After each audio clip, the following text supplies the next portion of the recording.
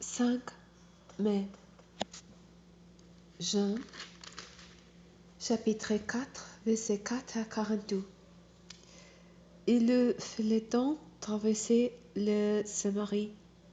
C'est ainsi qu'il arriva près d'une bourgade de Samarie nommée Sychar, non loin du champ que Jacob avait jadis donné à son fils Joseph. C'est là que se trouvait le but de Jacob. Jésus, fatigué du voyage, s'assit au bord du but. Il était environ midi. Une femme samaritaine vint pour poser de l'eau. Jésus s'adressa à elle. « S'il te plaît, donnez-moi à boire un peu d'eau. » Ses disciples étaient allés à la ville pour acheter de quoi manger. La Samaritaine s'exclama. Comment tu es juif et tu me demandes à boire à moi qui suis samaritaine? Les Juifs en fait évitaient toute relation avec les Samaritains. Jésus lui répondit. Si tu savais quel don Dieu veut te faire et qui est celui qui te demande à boire, c'est toi qui lui aurais demandé à boire et il t'aurait donné de l'eau vive. Mais maître, répondit la femme, non seulement tu n'es pas des cieux, mais le but est profond. D'où la tires-tu donc cette eau vive? Tu ne vas pas de prétendre plus grande que notre ancêtre Jacob, auquel nous devons ce but, et qui a bu lui-même de son eau ainsi que ses enfants et ses troupeaux. Celui qui boit de cette eau, répond Jésus, aura de nouveau soif. Mais celui qui boira de l'eau que je lui donnerai n'aura plus jamais soif. Bien plus, l'eau que je lui donnerai deviendra en lui une source intarissable qui gelera jusque dans la vie éternelle. Maître, lui dit alors la femme, donne-moi de cette eau-là, pour que je n'ai plus soif et que je n'ai plus besoin de revenir puiser de l'eau ici. Va donc chercher ton mari, lui dit Jésus, et reviens ici. Je ne suis pas mari, lui répondit-il. Tu as raison de dire, je ne suis pas mari. En fait, tu l'as été 5 fois, et l'homme avec lequel tu vis actuellement n'est pas ton mari. Ce que tu as dit là est vrai. Maître, répondit la femme, je le vois, tu es un prophète. Dis-moi, qui a raison?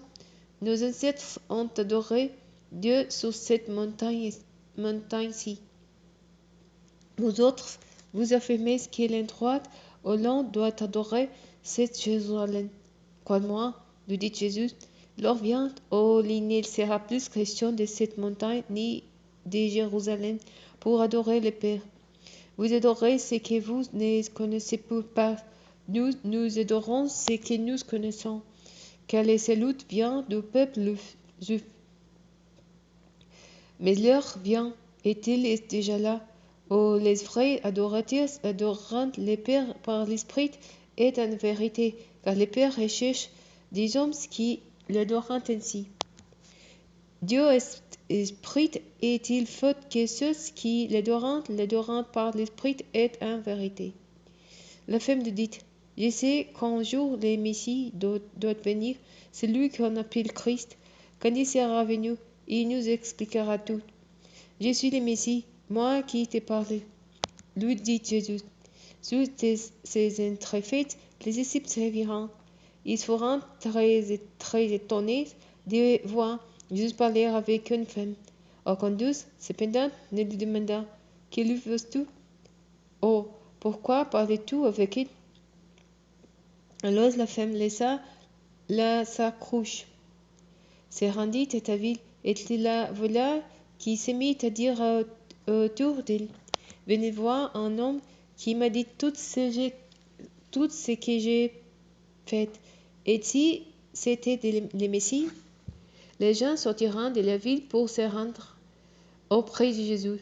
Entre-temps, les disciples pressèrent Jésus en disant, « Maître, mange donc. » Mais il leur dit, « J'ai pour me nourrir un aliment que vous ne connaissez pas. » Les disciples se demanderont donc entre eux, « Est-ce que quelqu'un lui aurait apporté à manger? » Ce qui me nourrit, leur expliqua Jésus, c'est d'accomplir la volonté de celui qui m'a envoyé et de mener à bien l'œuvre qu'il m'a confiée.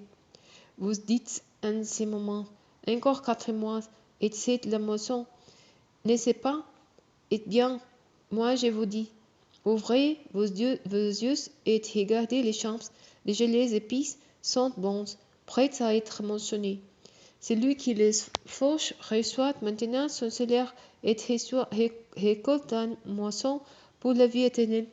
Si bien que semeur et moissonneur partagent la même joie. Ici c'est vérifié les proverbes. Autre est celui qui sème, autre est celui qui moissonne.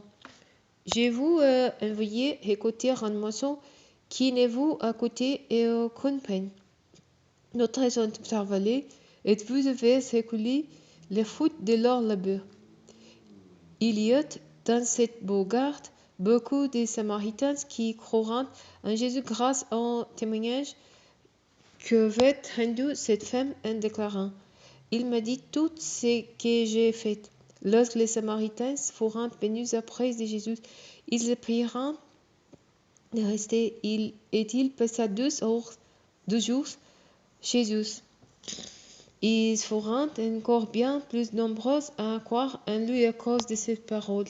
Et ils disent à la femme, « Nous croyons en lui, non seulement à cause de ce que tu nous as apporté, mais parce que nous l'avons nous-mêmes entendu, et nous savons qu'il est vraiment le Sauveur du monde. »